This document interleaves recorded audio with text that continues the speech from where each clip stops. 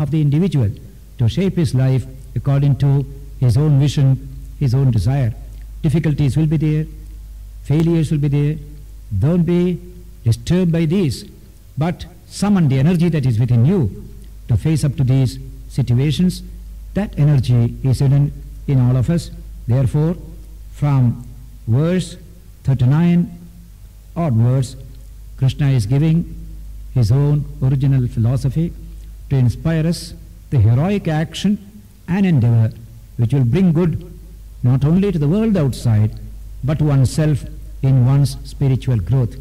This we shall see as we deal with these verses 39 to 41, which are very, very important in this Bhagavad Gita.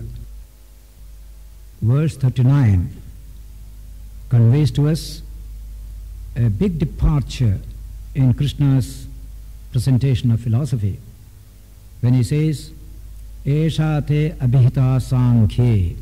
So far I have expounded to you the philosophy of the Sankhya, not the Sankhya system among the 6 systems, but the Sankhya known as Jnana Yoga, or the path of negation, neti path. That path cannot give us any philosophy of life and action, because it negates all that is unreal and searches only the real in a transcendental experience of the self. Therefore, Krishna did not find Arjuna getting convinced that because this is true, you should fight, you should act, you should face to the world. If the world is unreal, why should I face it at all? So that the path of the Sankhya is the path of negation. But Krishna now takes to the path of affirmation, affirm life, affirm the world, affirm the reality of both the self and the world in that total unity of the self. Then we can have a complete philosophy of action.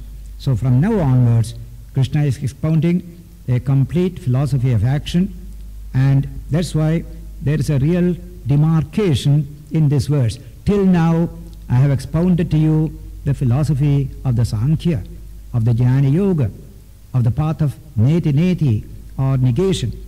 Now I am going to expound to you the Yoga Buddhi, the Buddhi Yoga, Yoga of Buddhi, that remarkable reason which sees the world, sees the Atman within man and within nature, and in and through life and action discovers this profound truth for oneself.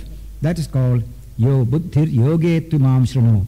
And he himself explains the uniqueness of this Yoga Buddhi. Buddhya yukto yaya partha karma bandham prahasyasi.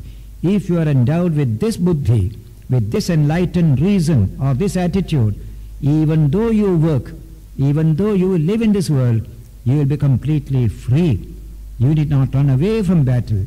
You need not run away from your life or from your action. That's why this particular expression in the second line, Buddhya yukto yaya partha, endowed by this buddhi, karma bandham prahasyasi. Every human being can continue to perform action, but that which produces bondage in that action will be completely eliminated, so that freedom comes to you here and now, in life, in work, in the most difficult situations, by a change in your attitude and in your outlook. That is why here you have a philosophy meant for one and all, to the housewife, to the farmer, to the laborer, the administrator, men in the professions, to everyone. This is the beauty of this exposition of Krishna, and hereafter, up to the end of the book, we will be in the midst of this great philosophy of action. That's why in the Gita, man centered in action is the theme of the philosophy here. Not man sitting in a cave, not man far away in a mountain, but man in the midst of his own work, in the midst of his activity, so that the work-centered individual is the theme here. How can he work and at the same time achieve his own spiritual realization? That is a great blessing if it can be true to every human being. That truth is what Krishna gives, not an opinion, but something that you can put to test in your own life, so that a verifiable teaching is being given by Krishna. Take your life as a laboratory for their spiritual development and apply this teaching, then come and tell me whether it is true or whether it is not true. So he says, Esha te abhita sankhe buddhir yoge tumam shrunu buddhya yukto yaya partha karma bandham prahasyasi. Then he explains it further. Neha bhikramanashosti pratyavayo na vidyate svalpamapyasya dharmasya trayate mahato bhayat. In this particular philosophy, there is one speciality. What is that? There is no waste of the unfinished attempt, nor is there production of contrary results.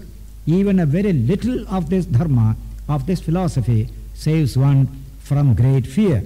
And he further tells in verse 41, Vyavasayatmika buddhi ekeha kurunandana bahushakha hyanantascha buddhayo avyavasayina. In this philosophy, O son of Kuru, there is but a single-minded, single-pointed will or determination. The purposes of the undecided are innumerable and many-branching. A philosophy that gives you a unitary vision by which you organize all your energies and impact upon the problem in front. This kind of a strong will, unified purpose, is what gives this philosophy such great strength. Generally, people have diverse wills, scattered minds and scattered wills. They do much work, they do much movement, no progress at all. Whereas here, like an army, which is a target of the march, and the march itself is so steady. Similarly, when a philosophy guides human life, all the energies are unified and given a direction. It is this direction that is needed in human life, not just work, not just energy expression, but a direction towards which this energy expression comes, that comes from a pure will. That is the great thing. The pure will is highly praised in Vedanta. The word buddhi stands for the beautiful combination of pure will and pure intelligence. That is supreme. The will is free. We can use it for this or for that. When we unify it and direct it towards a great ideal, then we make it constructive and creative. In ritual, ceremony, etc., religion understood ritual and ceremony. If you do something, you don't do it fully, you waste all that ritual. You have to redo it again. But in character building, you did not do everything at the same time. Do as much as you can. When you forget or leave aside, come back again. Just like a man who has hardly 5,000 rupees in his pocket, he wants to build his house, he builds the foundation, money is over. Then he waits, earns, restarts the building, then the structure comes up. Then further he earns, completes the building. Nothing is wasted there. Similarly, in building character, this is a beautiful idea, and the whole teaching of the Gita is the building up of a character based on one's own spiritual nature and one's actions bearing the impress of that spiritual awareness within.